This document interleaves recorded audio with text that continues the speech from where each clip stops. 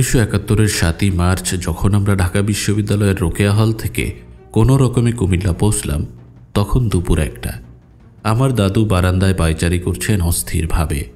আমি গাড়ি থেকে নামতেই দাদু আমাকে 2 হাত দিয়ে শক্ত করে জড়িয়ে ধরে বললেন, আইসা পড়ছো দাদু? আর কোনো চিন্তা নাই, বাঁচলে একসাথেই বাঁচমো, না হলে সব একসাথেই মরমো। আমি কিন্তু এখনও বেঁচে আছি দাদু ছাড়া। আমাদের একসঙ্গে মৃত্যু হয়নি। আমার দাদু শ্রী ধীরেন্দ্রনাথ দত্ত এবং আমার কাকু শ্রী দিলীপ দত্তকে একসঙ্গে 29শে মার্চ 1971 রাত 2টোর সময় নিয়ে গেল পাকিস্তানি মিলিটারি। তাদের মরদেহ আমরা আর দেখিনি। তাই আমার জীবনের শেষ মুহূর্ত পর্যন্ত দাদু মৃত নয়। আমার কাছে আমার দাদু জীবন্ত ও উজ্জ্বল স্মৃতি। আমার কাছে আমার দাদুর অস্তিত্ব হলো এই বাংলাদেশ। বাংলাদেশ যেমন সত্য, আমার দাদু তেমনি সত্য। আমার সারা স্মৃতিতে শুধু দাদু। আমার ছোটবেলাতে মনে হতো আর যে কেউ পৃথিবীতে মরবে, আমার দাদু কখনো মরতে পারে না। আমি তো দাদুকে মরতে দেখিনি, শুধু আমার দাদুকে এক অসম্ভব গভীর অন্ধকারে হারিয়ে যেতে দেখেছি। তাই মাঝে মাঝে গভীর অন্ধকারে তাকিয়ে থাকি, যদি কখনো আমার দাদুকে আবার সেই অন্ধকার ভেদ করে ফিরে আসতে দেখি। জানি আর আসবে না, তবু তাকিয়ে থাকি। ওই রকম যখন ভাবি, আমার মনে দাদুকে স্পষ্ট দেখতে পাই। অনেক কিছু তখন মনে পড়ে। তখন তো জানতাম না আমার দাদু যে কত বড়। তাহলে প্রতিটি মুহূর্ত আমি তার কাছ থেকে শিখে নিতে চেষ্টা করতাম। আমি তো জানি না যে এত তাড়াতাড়ি আমার দাদু অন্ধকারে হারিয়ে যাবেন। আমার স্পষ্ট মনে আছে 1970-এর গোড়ার দিক থেকে দাদু সকলকে একটা কথা বারবার বলতেন। মক্কেল থেকে শুরু করে চালওয়ালা দুধওয়ালার প্রত্যেককে be prepared for a severe blood birth এটাও বলতেন। বাংলাদেশ আসবেই, তার পতাকা আমি তুলে যাব, হয়তো সেটা আমার রক্তের উপরেই হবে। হয়েছেও তাই।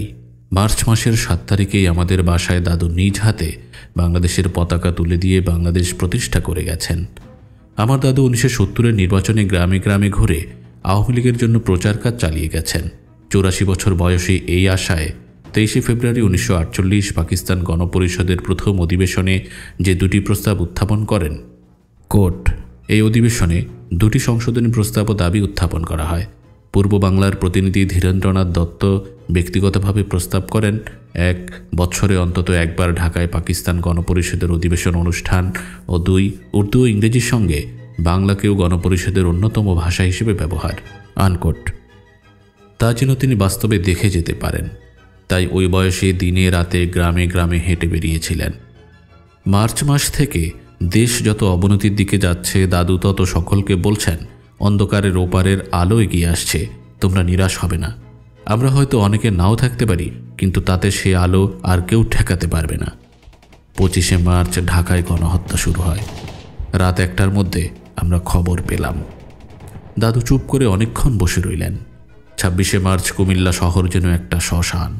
শুধু একটু পরপর বিকট আওয়াজ করে মিলিটারির লরি ও জিপ ছুটে বেরিয়ে যাচ্ছে। কাকগুলো পর্যন্ত যেন ভয়ে ডাকতে ভুলে গেছে। সব যেন কিসের প্রহর গুনছে। দাদু বলতে থাকলেন, রেডিওতে পৃথিবীর যা খবর পাও সংগ্রহ করো। আমরা পাগলের মতো বিবিসি, এবিসি, ভোয়া, আকাশবাণী ও ঢাকার খবর শুনতে চেষ্টা করছি।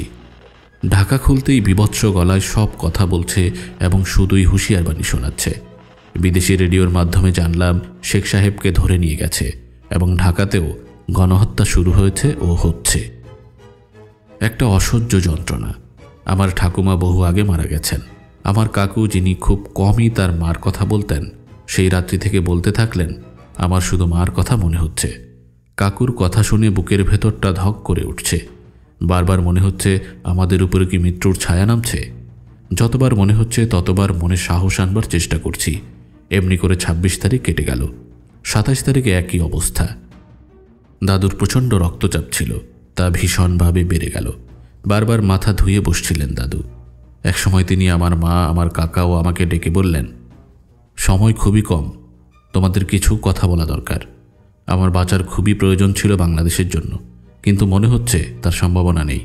আমার বন্ধু কন্যার ইন্দিরা গান্ধীর সঙ্গে এই মুহূর্তে দেখা হওয়া খুবই প্রয়োজন ছিল, কিন্তু এখন যদি আমি পালাই তাহলে মিলিটারিরা আমাকে খুঁজে না পেয়ে আশেপাশের সব লোককে মেরে আগুন লাগিয়ে সব শেষ করে যাবে। আমাকে না পেলে নিরপরাধ লোকগুলোর প্রাণ যাবে। সেটা তো হতে পারে না। I am trapper. আমাকে পাকিস্তানি সৈন্যরা নিতে এসে 2টো জিনিস করতে পারে। প্রথম হতে পারে তারা আমাকে ক্যান্টনমেন্টে ধরে নিয়ে গিয়ে আমাকে দিয়ে বিবৃতি দেওয়ানোর চেষ্টা করবে। তাই যদি হয় তাহলে আমি তাদেরকে একটা কথাই বলবো, to stop kill this unarmed people. তখন তারা আমার উপর অনেক অত্যাচার করবে এবং মেরে ফেলবে ওখানেই। আর একটা হতে পারে মিলিটারিরা আমাকে এখানেই গুলি করে মারবে। আমার বিশেষ অনুরোধ, তোমরা আমার লাশটা বারান্দায় ফেলে রেখো, যাতে সকলে আমার মৃতদেহ দেখে মনে সাহস পায় বিদ্রোহ করার জন্য। দাদু এটাও বললেন, দেখো ওরা আমাকে 1-2 দিনের মধ্যেই এসে নিয়ে যাবে। আর আমাকে বিশেষ করে বললেন, পৃথিবীতে আর কেউ আমার জন্য কাঁদলেও তুই যেন না কাঁদিস, তাহলে আমি অনেক কষ্ট পাব। দাদু চোখের সামনে যেন পরিণতি দেখতে পাচ্ছিলেন। আমরা শুধু ছটফট করছি যন্ত্রণায়। 28শে মার্চ দুপুর 2টোর সময় কারফিউ কিছুক্ষণের জন্য তুলে নিলে কুমিল্লার অনেকেই দৌড়ে আমাদের বাড়িতে এসে দাদুর পায়ের ধুলো নিয়ে গেল। সবাই যেন বুঝতে পারছিল এরপরে কারফিউ তুললে এই বাড়িতে আর ধীরেন্দ্রনাথ দত্ত থাকবেন না। সবাইকে দাদু বলতে থাকলেন, বাঁচাটাও যেমন সত্যি, মৃত্যুও ঠিক তেমনি সত্যি। তোমরা ভয় পাবে না, মনে শুধু সাহস নিয়ে এগিয়ে যাও, বাংলাদেশ দেখবে। বিকেল 4টায় আবার কারফিউ শুরু হলো। সেই অসহ্য নীরবতা চারদিকে আবার। দাদু সন্ধ্যার সময় মাথা ধুলেন খুব নিশ্চিতভাবে, তারপর কোয়েকার ওটস খেলেন। আমাকে এরপর ডেকে বললেন, দাদু গীতাটা আনো। আমি এনে দিলাম। দাদু বললেন, এবার শোনো। তারপর গীতার একটা অংশ খুলে লাল পেন্সিল দিয়ে দাগ দিয়ে পড়ে শোনালেন, যার অর্থ, দেশের জন্য যুদ্ধক্ষেত্রে প্রাণ দিলে সে মরে না, সে শহীদ হয় এবং সে অবিনশ্বর, তার আত্মা কখনো মরে না। আমি তখন দিশেহারা। আমার মা, কাকা সকলে অসহায় হয়ে হতভম্ব হয়ে গেছেন। দাদু আবারও বললেন, ওরা আজ রাতে আমাকে নিতে আসবে। যা বলছি তাই করবার চেষ্টা করবে এবং কাঁদবে না। কিছুক্ষণের মধ্যে তিনি শুয়ে পড়লেন। আমি দাদুর মশারি গুজে দিয়ে এলাম। ওই ঘরে শুধু আমার কাকু ও দাদু থাকতেন। আমরা যে যার ঘরে গিয়ে শুয়ে পড়লাম। হঠাৎ রাত 1:30টার দিকে বিকট আওয়াজ হতে থাকলো আমাদের সদর দরজায়। আমার কাকু ছুটে এসে মাকে বললেন, মিলিটারি এসেছে, কি করব? মা বলল, দরজা খুলে দাও। আমরা ধর্মর করে উঠে কাঠের পুতুলের মতন দাঁড়িয়ে থাকলাম। অনেক ভাঙচুরের আওয়াজ শুনতে পেলাম। একটু পরে দেখলাম 4-5 জন মিলিটারি আমার মার ঘর থেকে আমাদের ঘরে ঢুকছে এবং আমাকে বলছে দরজা খুলতে। আমি একে একে দরজা খুলতে থাকলাম। তারা আমার পেছনে বেয়োনেট উঁচিয়ে চলতে থাকলো। আমি আবার ঘুরে এসে মার ঘরে থামলাম। তারা সেখান থেকে মার্চ করে ঘর থেকে বেরিয়ে গেল। আমি তাদের পেছনে পেছনে দৌড় দিলাম। ততক্ষণে দেখি সামনের ঘরে আমার ছোট ভাই রাহুল মরার মতো ফ্যাল করে তাকিয়ে দাঁড়িয়ে আছে। আমি গেট পার হয়ে রাস্তায় এসে থামলাম। দেখি অন্ধকারে অনেকগুলো মিলিটারি লরি লাল আলো ব্লিঙ্ক করতে করতে মিলিয়ে যাচ্ছে। সে কি অন্ধকার! ওখানে অন্ধকার আকাশের নিচে দাঁড়িয়েই বুঝতে পারলাম আমার দাদু ওই অন্ধকারে চিরতরে মিলিয়ে গেছেন। আমার মা টেনে আনলেন ঘরে। ঘরে ঢুকেই পাটা কিসে যেন পিছলে গেল। দেখি রক্ত, অনেক ছোপ ছোপ রক্ত। ভাবলাম দাদু চলে গেছে, কাকু নিশ্চয়ই আছেন, কোথাও ভয় পেয়ে লুকিয়েছেন। জোরে জোরে কাকুকে ডাকতে থাকলাম। কেউ সাড়া দিল না। ছুটে দাদুর ঘরে এলাম। দেখি ফ্যান ঘুরছে, তার সঙ্গে খাটে সাদা মশারি হাওয়াতে উড়ছে। খাট দুটো খালি। আমি মাটিতে বসে পড়লাম। বুঝলাম দাদু চলে গেছেন, কাকুও গেছেন। আমাদের আর একসঙ্গে যাওয়া হলো না। পরদিন সকালে আমাদের গেটে দাদুর এক পাটি জুতো পরে থাকতে দেখেছি। আমরা 29শে মার্চ দুপুর 2টোতে বেরোই অনিশ্চয়তার পথে। পরে শুনেছি 14ই এপ্রিলের দিকে কুমিল্লা ক্যান্টনমেন্টে অকথ্য নির্যাতন করে মেরেছে আমার দাদুকে। আমরা এর বেশি আর জানতে চাই না। আমার দাদু বাংলার মাটিতে তার রক্ত, হাড়, মাংস একাকার করে দিয়ে মিলিয়ে গেলেন। বাংলাদেশ হলো, বাংলাদেশের পতাকা উঠল। শুধু যা যা প্রস্তাব করেছিলেন 1948 সালে, বাংলা ভাষা বাংলাদেশের রাষ্ট্রভাষা হলো, সব হলো। শুধু আমার দাদুর কথা আর কেউ সোচ্চার গলায় উচ্চারণ করল না। আসি আমার ছোটবেলার স্মৃতির কথায়। আমি কুমিল্লা কনভেন্টে পড়তাম। একদিন দুপুরে দাদু আমাকে বললেন, চিঠি লিখতে হবে। তিনি ডিকটেশন দেবেন। কিছুক্ষণের মধ্যেই ধরা পড়লাম যে বাংলা ভাষায় আমি বেশ কাঁচা, বানানে বারবার আটকে যাচ্ছিলাম। পরের দিন সকালেই দাদু আমাকে ফয়জুন্নেসা স্কুলে নিয়ে গিয়ে বললেন, আমার নাতনি বাংলা জানে না, আপনাদের স্কুলে দিয়ে গেলাম, বাংলা শিখিয়ে দেবেন। তারাও মহা আনন্দে আমাকে নিয়ে গেল। আর আমার ইংরেজি নবিশ হওয়ার সমাপ্তি ওখানেই। আমার দাদুর মতন আধুনিক মানুষ আমি এখনও খুব একটা দেখি না। তার নীতি, চরিত্র ও চিন্তাধারা ছিল বহু বছর এগিয়ে। তার মতো উদার, সব দিক থেকে সংস্কারমুক্ত মানুষ এখন পর্যন্ত আমার চোখে পড়ে না। একবারের কথা, আমি তখন সবে কুমিল্লাতে দাদুর সঙ্গে স্থায়ীভাবে থাকতে গেছি। আমাদের পাড়ার একটা ধনকর পরিবার ছিল। তাদের মেয়েদের সঙ্গে আমার খুব ভাব। আমি তাদের সঙ্গে খেলা করতাম, তাদের বাড়িতে গিয়ে খাওয়া দাওয়া করতাম। তখন বয়স আমার 9 বছর। ওই পাড়াতে একজন বিশিষ্ট উকিল ছিলেন। একদিন উনি আমার কান টেনে ধরে বললেন, এক্ষুনি বাড়ি যাও, এই ধনকরের বাচ্চাদের সঙ্গে ফের যদি খেলতে দেখি তোমায় তাহলে মজা দেখাবো। জানো না তোমরা কত বড় বংশেরও জমিদার বাড়ির মেয়ে? আমার ভীষণ রাগ হলো এই কথা শুনে। ছুটে দাদুর কাছে এসে বললাম, দাদু, আমরা আবার কিসের বড় বংশের জমিদার, যার জন্য নূরজাহানের সঙ্গে আমার খেলা মানা? দাদু কাচারি ঘরে ঘর ভর্তি মক্কেল নিয়ে কাজ করছিলেন। তিনি আমার মুখের দিকে কিছুক্ষণ তাকিয়ে থেকে মক্কেলদের বললেন, তোমরা সবাই 1 ঘন্টা পরে এসো, আমার নাতনির সঙ্গে জরুরি কথা আছে। উনি আমাকে বারান্দায় নিয়ে বলতে শুরু করলেন, এই এলাকা, ত্রিপুরা রাজ্য একসময় জঙ্গল ছিল, চাষাবাদের উপযোগী ছিল না। এই এলাকায় কিছু কাঠুরিয়া কাঠ কেটে জীবন ধারণ করত। এইসব এলাকায় তখন হাতিও ছিল। তখনকার একটা নিয়ম ছিল যে ত্রিপুরার রাজাকে যে যত হাতি ধরে দিতে পারবে সে ত্রিপুরা এস্টেট থেকে তত জমি পাবে এবং মন্ত্রী পরিষদে পদও পাবে। এতে জঙ্গল পরিষ্কার হতে থাকলো, এস্টেটের চাষ উপযোগী জমিও বাড়তে থাকলো।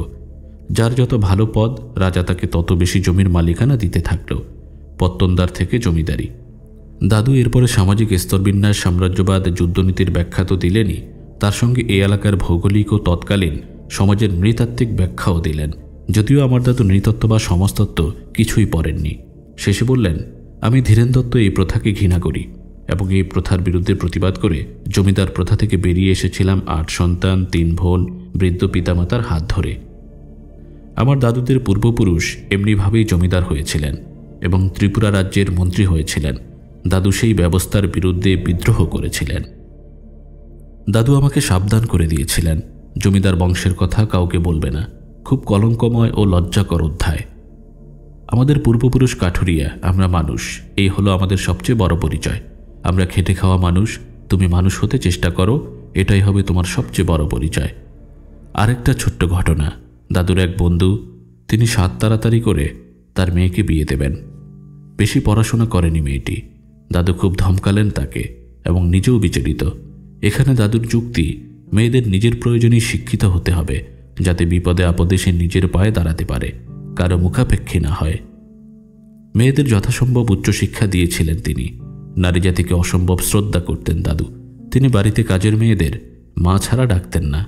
আজ সত্যি বলতে আমি 9 বছর বয়সী যে সমাজবিজ্ঞানের ব্যাখ্যা বিশ্লেষণ শুনেছি, আমার দাদুর কাছে তা পরবর্তীকালে সমাজবিজ্ঞান MA ক্লাসে পড়তে এসে গাদা গাদা বই পড়েও শিখতে পাইনি। দাদু খুব সকালে উঠতেন, উঠে বই পড়তেন, পাখিদের সঙ্গে বসে সকালের খাওয়া খেতেন। কাক এসে দাদুর প্লেট থেকে নির্বিবাদে ছানা খেয়ে যেত। চড়ুই পাখিরা কাঁধে বসে খেত। তারপর আমাকে ডেকে অনেক গল্প বলতেন। সবই দাদুর স্বাধীনতা সংগ্রামের সঙ্গে যুক্ত গল্প। পড়াশোনা বিষয়ক একটা ঘটনার কথা আমার মনে পড়ছে। আমাদের IA পরীক্ষায় সিভিক্সের প্রশ্নপত্র নিয়ে খুব হইচই হয়। অধিকাংশ ছেলে মেয়ে হল ছেড়ে বেরিয়ে যায়। আমিও যাব ভাবছিলাম, কিন্তু হলের ঘাট লজিক টিচারের নির্দেশে কয়েকবার প্রশ্নপত্রটি পড়ে দেখি 10টি প্রশ্নের উত্তরই আমার জানা এবং এগুলো দাদু আমাকে মুখে মুখে বলেছিলেন গল্পের মতো করে। বই পড়েও সম্ভবত বিষয়গুলো আমার অত ভালো জানা হতো না। দাদুর কাছে যেসব মক্কেল আসতো তাদের অধিকাংশই পয়সা দিত না। এসেই বলতো, বাবু, হালের গরু বেচা পয়সা আনছি। সঙ্গে সঙ্গে তার কেস নেওয়া হয়ে গেল। শুধু তাই নয়, থাকা, খাওয়া ও বাড়ি ফেরার পয়সা পর্যন্ত দাদু দিয়ে দিতেন। এমনকি পুরনো কাপড়ও দেওয়া হতো। আমরা দাদুর সঙ্গে ঝগড়া করেছি। দাদু, ওর কোমরে অনেক পয়সা, ওই বারান্দায় লুকিয়ে পয়সা গুনছিল। দাদু ধমক দিয়ে আমাদের থামিয়ে বলতেন, গরিবের সমস্যা ও দুঃখ বুঝতে চেষ্টা করো, না হলে মানুষ হবে না, মানুষকে অবিশ্বাস করবে না। আমরা বড়লোক হব না, তবে না খেয়ে তো মরব না, ওরা না খেয়ে মরে যাবে। আমার দাদুর কড়া নির্দেশ ছিল যে আমরা কেউ 20 টাকার বেশি দামি শাড়ি পরতে পারবো না। আমরা অনেক মিথ্যা কথা বলেছি তার কাছে। সিল্কের শাড়ি কিনে বলেছি, এই শাড়ির দাম 19 টাকা। এত সরল ছিলেন, বুঝতে পারতেন না। আরেকটা ব্যাপার, তিনি মনে প্রাণে ঘৃণা করতেন। ধর্ম নিয়ে যারা কারবার করে তাদের তিনি বাড়ির ত্রিসীমানায় ঢুকতে দিতেন না, তা সে যে ধর্মেরই হোক না কেন। আরও একটা কথা না বললে দাদুকে পূর্ণভাবে বলা হবে না। তার মতো এরকম আধুনিক ও অসাম্প্রদায়িক ব্যক্তি এখনও দেখি না। দাদু বারবার বলতেন, যে সাম্প্রদায়িকতার বীজ ব্রিটিশরা এই দেশে বুনে দিয়ে গেছে, মৃত্যুর শাল হিসেবে তার থেকে মুক্তি পাওয়ার একটিমাত্র পথ আছে, আর তা হলো এই দেশে ইন্টার ম্যারেজ হওয়া। যেদিন এটা ঘরে ঘরে হবে সেদিনই বুঝবে এই দেশের মুক্তিলাভ ঘটেছে এবং অনেক সমস্যার সমাধান হয়েছে। পাকিস্তান হয়েছিল ধর্মের উপরে ভিত্তি করে, আর আজ বাংলাদেশ হয়েছে বাংলা ভাষার উপরে ভিত্তি করে। প্রশ্ন থাকে, তাহলে বাংলাদেশের জন্মের জন্য আমার দাদু শ্রী ধীরেন্দ্রনাথ দত্তের কী অবদান? অবদানের কথা সবাই জানে, কিন্তু তার সম্মানজনক স্বীকৃতি কোথায়? ফিরে তাকাই ইতিহাসের দিকে। আমি অকপটে স্বীকার করি, বাংলা ভাষার জন্য দাদুর ঐতিহাসিক ভূমিকা পালন আমার স্মৃতির অন্তর্গত নয়, কিন্তু মাতৃভূমি ও মাতৃভাষার জন্য তার প্রবল ভালোবাসা বোঝানোর জন্যই বিষয়টি সবিস্তারে উল্লেখ করার প্রয়োজন রয়েছে। 1948 সালের ফেব্রুয়ারির শেষ সপ্তাহে অনুষ্ঠিত পাকিস্তান গণপরিষদের প্রথম অধিবেশনে বিরোধী দলের তরফ থেকে দুটি সংশোধনী প্রস্তাব উত্থাপন করা হয়। এই সম্পর্কে আগেই উল্লেখ করা হয়েছে, দাদু ব্যক্তিগতভাবেই ওই প্রস্তাব করেছিলেন। এ প্রস্তাব নিয়ে আলোচনাকালে গণপরিষদে তুমুল বিতর্কের সৃষ্টি হয়। পাকিস্তানের প্রধানমন্ত্রী লিয়াকত আলী খান শুধু এই প্রস্তাবটির বিরোধিতা করেই ক্ষান্ত হননি, তিনি প্রস্তাব উত্থাপনকারীর উদ্দেশ্যের সততার প্রতি কটাক্ষ করে সেদিন বলেছিলেন, পাকিস্তানের অধিবাসীদের মধ্যে বিরোধ সৃষ্টি করা এবং একটি সাধারণ ভাষার দ্বারা ঐক্যসূত্র স্থাপনের প্রচেষ্টা হতে মুসলিমদের বিচ্ছিন্ন করাই এর উদ্দেশ্য। গণপরিষদে পূর্ব বাংলার প্রধানমন্ত্রী খাজা নাজিমুদ্দিনও সেদিন দাদুর প্রস্তাবের বিরোধিতা করতে গিয়ে বলেছিলেন, পূর্ব পাকিস্তানের অধিকাংশ অধিবাসীর এই মনোভাব যে একমাত্র উর্দুকেই রাষ্ট্রভাষারূপে গ্রহণ করা যাইতে পারে।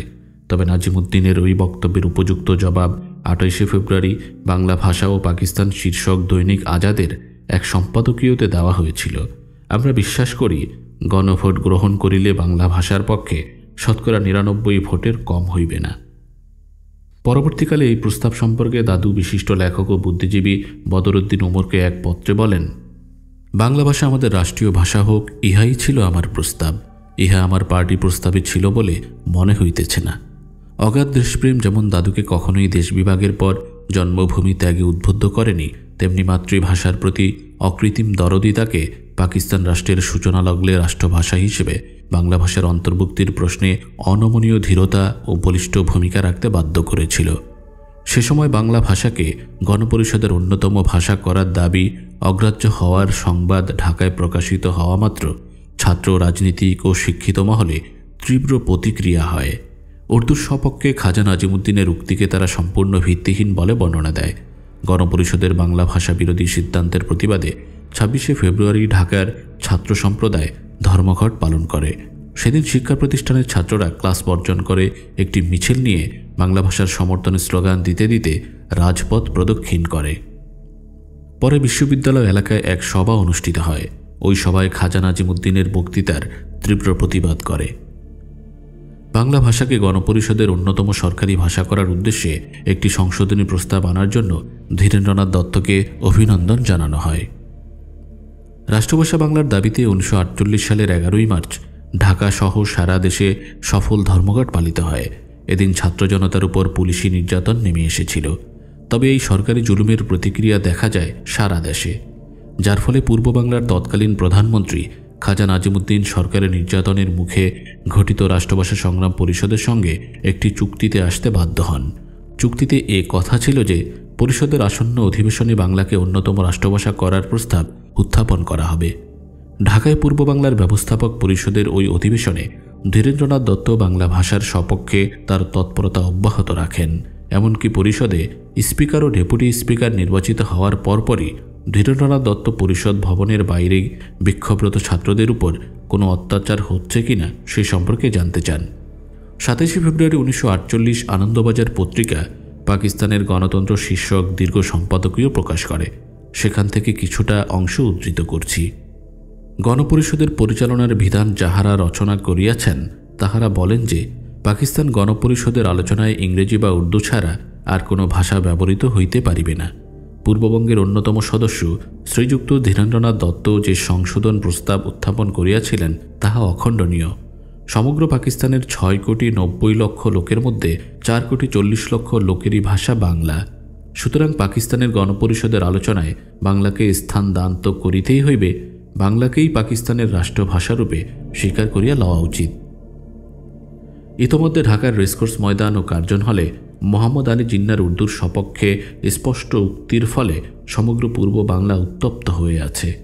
6 এপ্রিল 1948 মঙ্গলবার বেলা 3টার সময় পূর্ব বাংলা ব্যবস্থাপক সভার যে অধিবেশন বসে, তাতে প্রধানমন্ত্রী খাজা নাজিমুদ্দিন বাংলাকে সরকারি ভাষা ও শিক্ষার মাধ্যম করার জন্য নিম্নলিখিত প্রস্তাব পেশ করেন।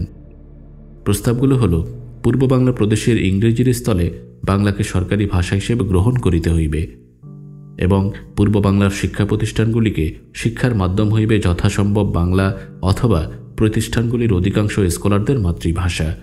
প্রধানমন্ত্রী খাজা নাজিমুদ্দিনের উপরোক্ত বক্তব্যের পর বিরোধী দলের সদস্য ধীরেন্দ্রনাথ দত্ত সরকারি প্রস্তাবের উপর নিম্নলিখিত সংশোধনী প্রস্তাব পেশ করেন।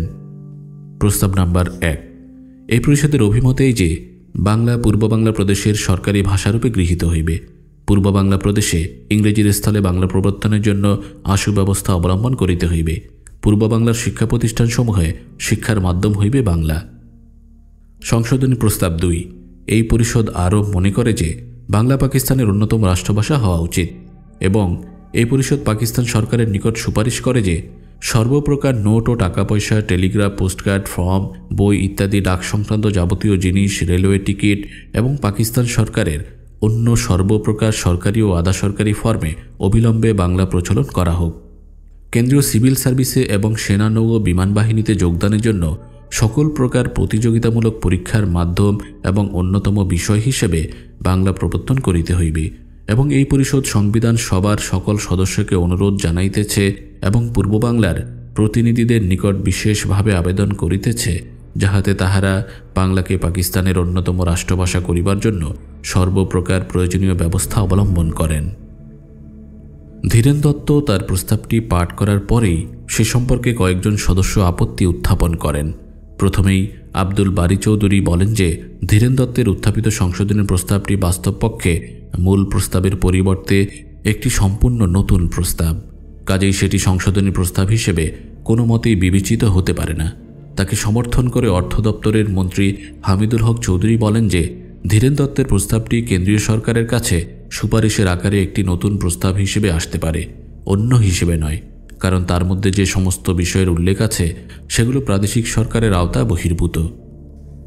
উপযুক্ত সমালোচনার জবাবে ধীরেন দত্ত বলেন যে সরকারি প্রস্তাবটিতে বাংলা ভাষাকে শুধু পূর্ব বাংলার সরকারি ভাষা করার কথা বলা হয়েছে, কিন্তু তার প্রস্তাবে তিনি বাংলা ভাষাকে এই প্রদেশের মাতৃভাষা এবং পাকিস্তানের রাষ্ট্রভাষা করার কথা বলছেন। তার সেই মূল প্রস্তাব যদি না নেওয়া হয় তাহলে সংশোধনী প্রস্তাব দেওয়ার কোনো অর্থ হয় না। এই দ্বিতীয় প্রস্তাবটিকেও খাজা নাজিমুদ্দিন প্রাদেশিক সরকারের এলাকা বহির্ভূত হিসাবে বিবেচনার অযোগ্য বলে বর্ণনা করেন। এ কথার পর ধীরেন দত্ত তৎক্ষণাৎ অন্য একটি সংশোধনী প্রস্তাব পেশ করতে উদ্যত হন। তার এই অবস্থা দেখে হামিদুল হক চৌধুরী বলে ওঠেন যে ধীরেনবাবু তার প্রস্তাবগুলোর দোষ ত্রুটি সম্পর্কে পুরোপুরি অবহিত, কাজেই তিনি আসল সংশোধনী প্রস্তাবটির দিকে ধাপে ধাপে এগিয়ে আসছেন।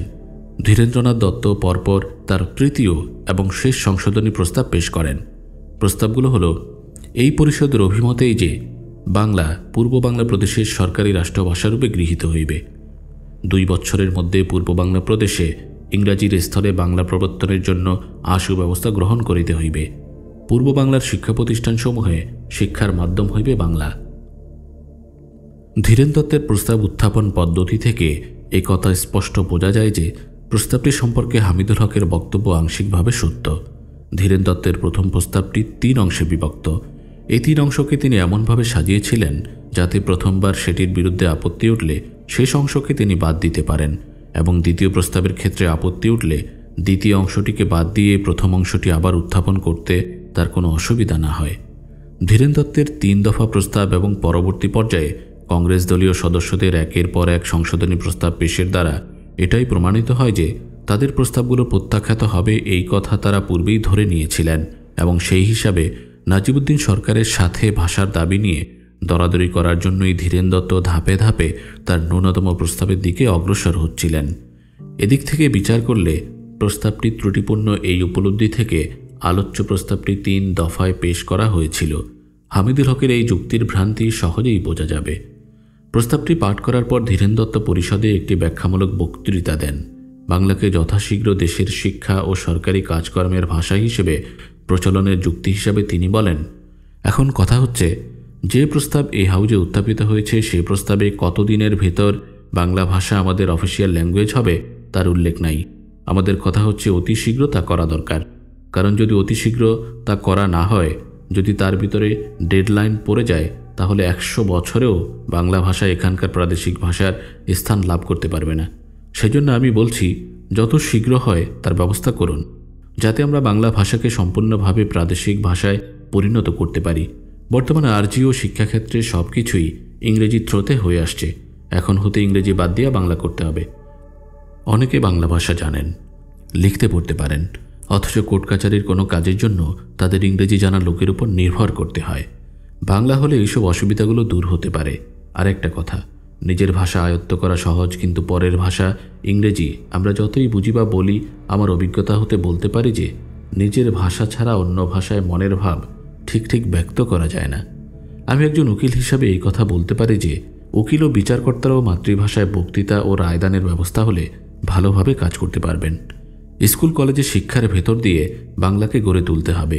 কাজেই বাংলা ভাষার উন্নতি ও পরিপুষ্টির জন্য একটি কমিটি গঠন করতে হবে, যেরূপ পশ্চিমবঙ্গে ঘটিত হয়েছিল। যদি এই বিষয়ে ভালো অবস্থা অবলম্বিত না হয়, তাহলে 10 বছরে কেন 15 বছরেও কোনো উন্নতি হবে না। কাজে কাজেই ইংরেজি থেকে যাবে। বাংলাকে পাকিস্তানের অন্যতম রাষ্ট্রভাষা করার যুক্তি হিসাবে তিনি বলেন, জনগণের দাবি যে প্রাদেশিক ভাষা নিয়েই পূর্ব পাকিস্তানের রাষ্ট্রভাষা হবে। জনগণের এই দাবির পিছনে একটা যুক্তিসঙ্গত কারণ রয়েছে।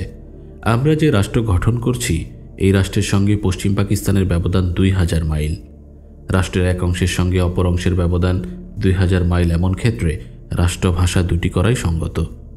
প্রকৃত প্রস্তাবে পাকিস্তানের 2 ইউনিটের মধ্যে 1 ইউনিটের ভাষা পুরোপুরি বাংলা, আর 1 ইউনিটে সিন্ধু, বেলুচিস্তান, পশ্চিম পাঞ্জাব ও উত্তর পশ্চিম সীমান্ত প্রদেশে কোনোটির ভাষার সঙ্গে কোনোটির মিল নেই।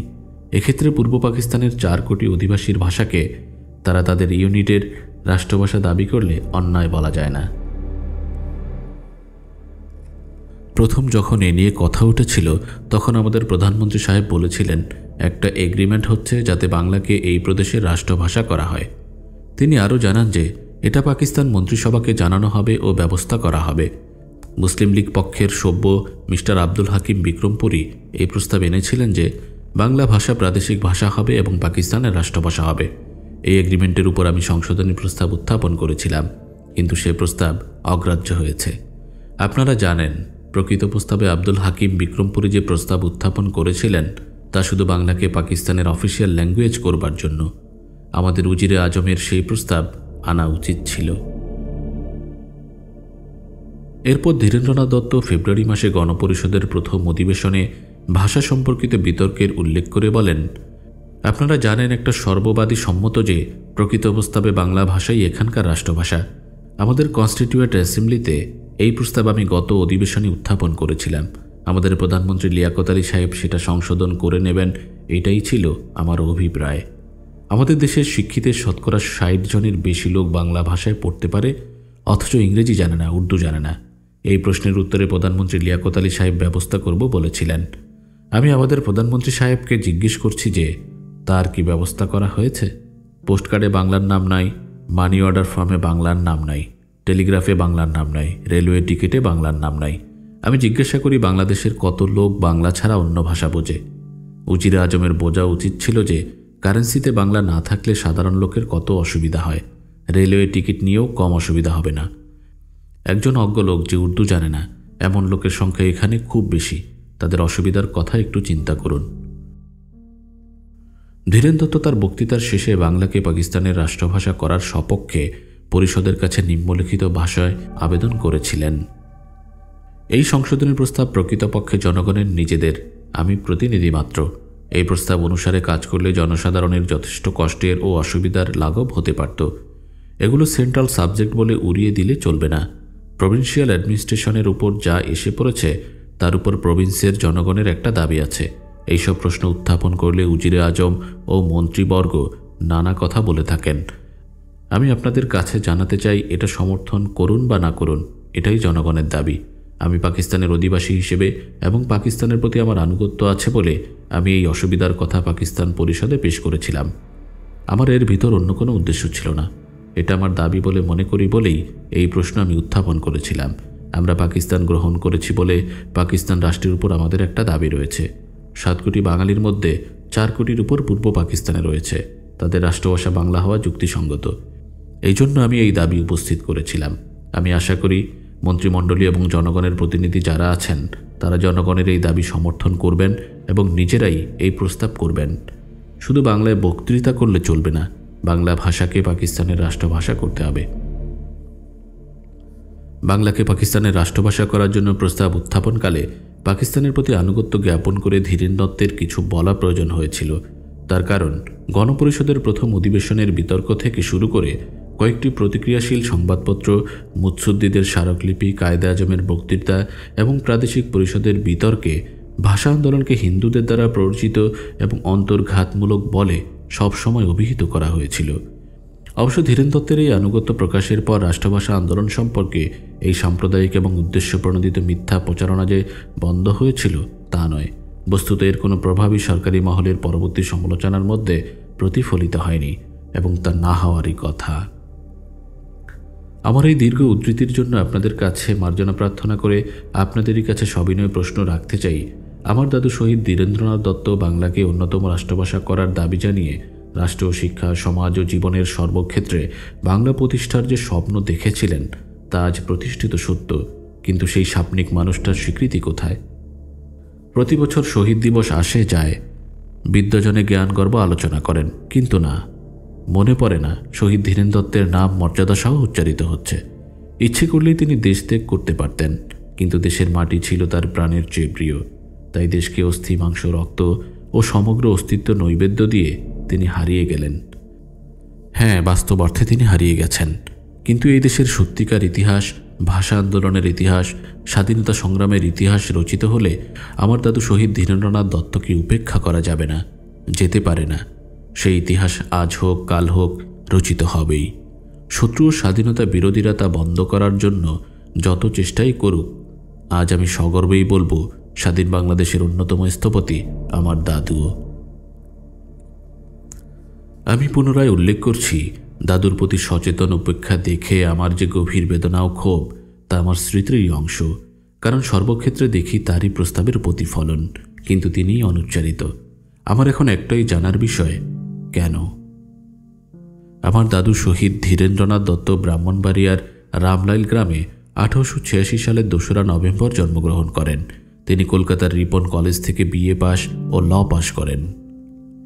1921 সালে অসহযোগ আন্দোলনে যোগদান করে প্রথমবারের মতন কারাবরণ করেন। 1942 সালে আইন অমান্য আন্দোলন পর্যন্ত রাজনীতি করার দায়ে তাকে 5 বার কারাবরণ করতে হয়। যুক্তফ্রন্টের সময় 1956 পূর্ব বাংলার স্বাস্থ্যমন্ত্রী ছিলেন। আইয়ুব খান 1958 সালে সামরিক আইন জারি করেন এবং অনেকের সঙ্গে আমার দাদুকেও এবডোর আওতায় ফেলেন। দাদু তাও দমবার পাত্র ছিলেন না। আইয়ুব খানের বিরুদ্ধে যখন ফাতেমা জিন্নাহ নির্বাচনে প্রতিদ্বন্দ্বিতা করেন, তখন মিস জিন্নার পক্ষে আমার দাদুও সক্রিয় ভূমিকা পালন করেছিলেন, যার জন্য 1964-এ 6-7 মাস তিনি আবার কারাবরণ করেন। 1965-এ পাক ভারত যুদ্ধের সময় তাকে বাড়িতে অন্তরীণ রাখা হয়। 1970-এ নির্বাচনের সময় গ্রামে গঞ্জে ঘুরে ঘুরে প্রচার কাজ করা ছাড়াও গভীর রাত জেগে স্বাধীনতা সংগ্রামী নেতাদের কুমিল্লার বাড়িতে এনে পরামর্শ ও ড্রাফট করে দিয়ে গেছেন প্রাণ ভরে। করে গেছেন শুধু একটাই বিশ্বাসে, বাংলাদেশেও রাষ্ট্রভাষা বাংলা হবে। বাংলাদেশ হয়েছে, রাষ্ট্রভাষা বাংলা হয়েছে। আমার দাদু শহীদ ধীরেন্দ্রনাথ দত্ত সেই বাংলাদেশ ও বাংলা ভাষার মধ্যেই বেঁচে থাকবেন, কারণ তার জাতীয়তা ছিল একটাই, বাঙালি, এবং ধর্মও ছিল একটাই, বাঙালি। আমার দাদু রক্ত দিয়ে তার স্বপ্ন, তার বিশ্বাস, তার নীতি প্রতিষ্ঠা করে গেছেন। ইচ্ছে করলেই কি যুগ যুগ ধরে তাকে ভুলে থাকা যাবে? সবশেষে দাদুরই একটি স্মৃতিচারণের কথা এখানে উল্লেখ করি, বিষয়টি প্রাসঙ্গিক। দাদু বলেছিলেন, প্রথম গণপরিষদ অধিবেশন শেষে করাচি থেকে ফিরলাম। অনুন্নত তেজগাঁ বিমানবন্দরের সিকিউরিটি বলতে কিছুই নেই। প্লেন থেকে নেমে দেখলাম প্রায় 40-50 জন যুবক এক জায়গায় দাঁড়িয়ে, তাদের প্রত্যেকের গায়ে চাদর। আমার ধারণা হলো গণপরিষদে বাংলার সপক্ষে কথা বলার দরুন এরা বিক্ষোভ জানাতে এসেছে। এদের চাদরের আড়ালে অস্ত্রও থাকতে পারে। সংশয় নিয়ে এগিয়ে গেলাম। যখন ওদের একেবারে নাগালের মধ্যে চলে গেছি, তখন হঠাৎ প্রত্যেকে চাদরের তলা থেকে রাশি রাশি ফুল বের করে আমার উপর বর্ষণ করতে লাগলো। ওরা সবাই ছিল ঢাকা বিশ্ববিদ্যালয়ের ছাত্র।